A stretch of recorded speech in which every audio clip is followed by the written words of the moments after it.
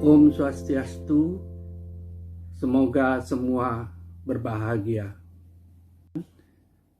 Di dalam Kasapa Samyutta, kita bisa membaca sebuah kisah yang cukup menarik yang terjadi pada zaman kehidupan Buddha Gotama.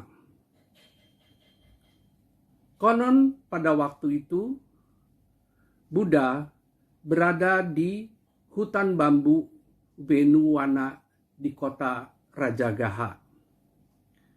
Dalam kesempatan tersebut, Buddha meminta kepada Yang Mulia Biku Mahakasapa untuk memberikan petuah atau bimbingan kepada para biku. Namun yang terjadi, malahan Bante Mahakasapa ini curhat kepada Buddha.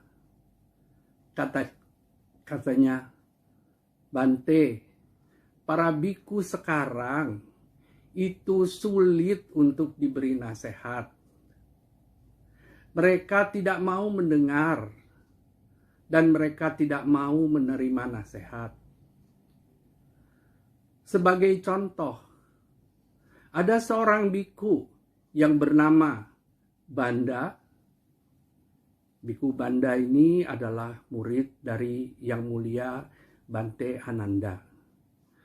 Dan seorang biku lagi yang bernama Abhinjika. Nah, Bante Abhinjika ini adalah murid dari Yang Mulia Bante Anuruddha. Kedua biku ini saling bersaing satu sama lain. Mereka mengatakan, ayo kita berlomba. Siapa yang bisa membabarkan Dhamma secara lebih panjang lebar? Siapa yang bisa membabarkan Dhamma lebih lama? Siapa yang bisa membabarkan Dhamma secara lebih baik? Nah, mendengar hal tersebut, Buddha menugaskan seorang biku untuk memanggil kedua biku yang dimaksud. Ibu-ibu, bapak-bapak, teman-teman sekalian, sambil menunggu kedatangan kedua biku yang dipanggil oleh Buddha tadi, marilah kita melihat sejenak tema, yaitu mengenai memaafkan dan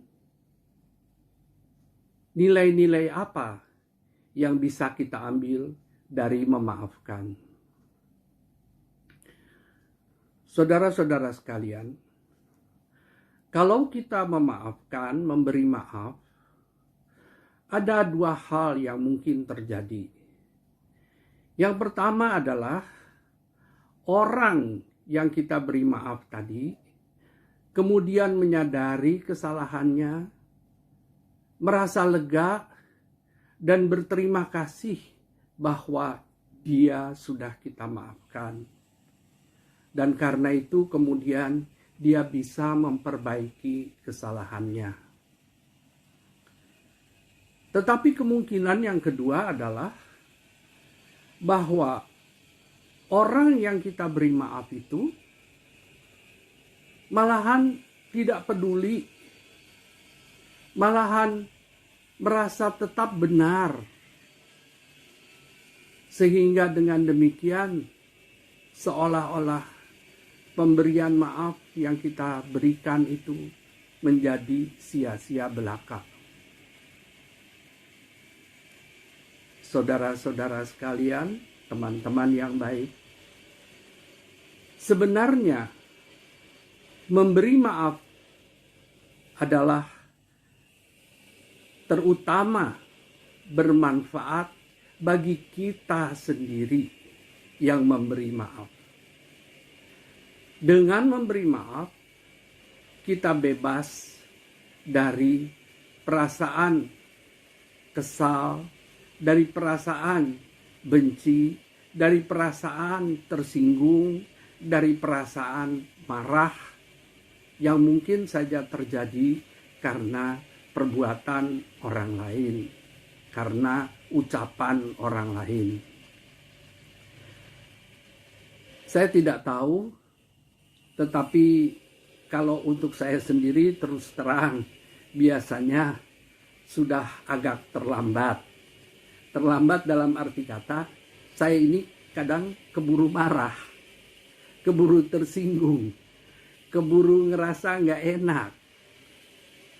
Baru setelah itu menyadari dan ya sudahlah, dimaafkan saja. Jangan kita mendendam, jangan kita membenci, ya. Mungkin kalau ibu-ibu, bapak-bapak bisa lebih menguasai, ya akan lebih baik. Jadi sesaat baru akan marah, baru akan tersinggung, langsung bisa disadari dan langsung bisa dihilangkan. Ya. Tetapi walaupun kita terlambat, dalam arti kata kita memberi maaf itu kemudian, maka ini merupakan satu hal yang membantu kita. Karena kalau kita memegang beban terus-menerus, walaupun itu enteng, tetapi akan lama-lama terasa berat. Lama-lama terasa tangan kita ini akan lelah. Karena itu kita harus bisa melepaskan, menaruh semua perasaan-perasaan yang tidak baik itu, sehingga kita bisa menjadi lebih lega. Intinya adalah memaafkan itu berarti melepaskan beban dari diri kita sendiri.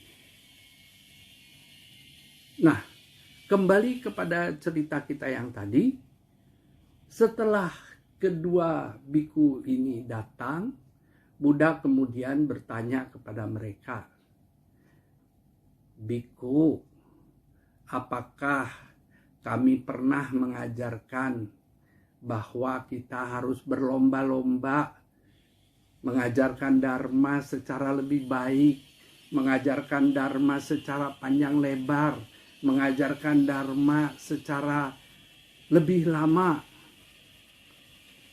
Nah, setelah ditegur oleh Buddha seperti itu, kedua biku ini kemudian menyadari kesalahannya dan meminta maaf kepada Buddha. Buddha kemudian memaafkan mereka, mengatakan, "Karena kalian sudah menyadari kesalahan, ya sudah, perbaikilah." Ibu-ibu, bapak-bapak, teman-teman sekalian, demikianlah saya juga tidak akan panjang lebar, tidak akan berlama-lama menyampaikan hal-hal ini. Ya. Saya sudahi dengan melihat dan apa dari segi yang meminta maaf. Bagaimana kalau kita yang meminta maaf? Ada 3 golongan orang yang meminta maaf. Yang pertama adalah kalau orang-orang itu tahu bahwa dirinya bersalah dan lalu meminta maaf, ini adalah golongan orang-orang yang jujur, tahu bersalah dan kemudian meminta maaf. Golongan yang kedua, dia tidak tahu apakah saya ini salah atau nggak salah. Tapi kemudian dia minta maaf juga. Nah, golongan ini adalah golongan orang-orang yang bijaksana, orang-orang yang taktis, orang-orang yang diplomatis. Yang ketiga, ada segelolongan orang-orang yang walaupun merasa benar walaupun yakin dirinya benar, tetapi toh meminta maaf juga, walaupun mungkin dengan hati yang sedikit kesal. Nah, golongan yang ketiga ini adalah disebut para suami. Ya, demikianlah, tidak panjang-panjang. Saya ucapkan Sarwa Jagatam, Sarwa Manggalam. Semoga semesta alam ini diliputi oleh kebahagiaan. Om Swaha.